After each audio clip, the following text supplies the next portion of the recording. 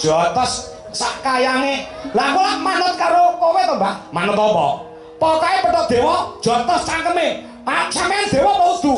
Dewa. Nek aku rombonganmu ngono lho. Apa, Mbah? Nek kewan lebu cangkem.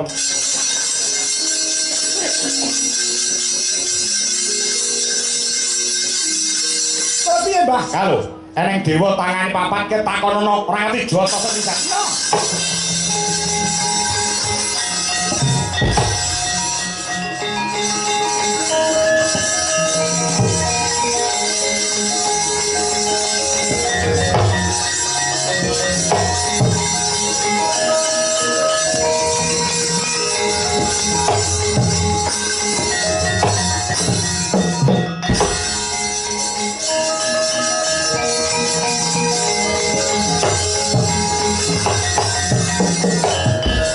Pimpinan Suraya pukulun Bathara Guru. Aku ora takon, aku ora takon bapakku sapa? Ora ngerti. Ibuku sapa? Ora ngerti. Tonyo.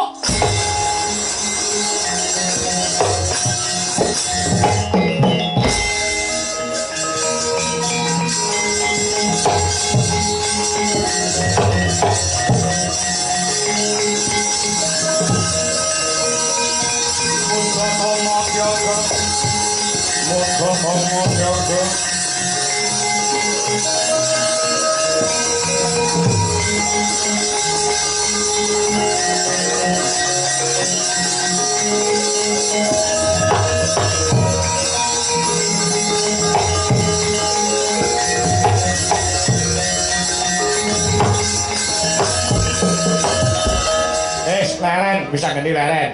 Wis marem to, wis njotosi dewa, wis, Pak. Lah, bapak kita iki ora mapan ana ing Kayewangan.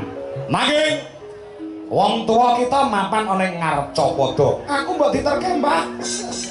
Aku pengen sungkem ana ngersane wong tuaku lanang wedok. Ya. Tutno lakulun ya, tutno lakulun. Mengko tak pethukne karo bapakmu lan wong tuamu wedok.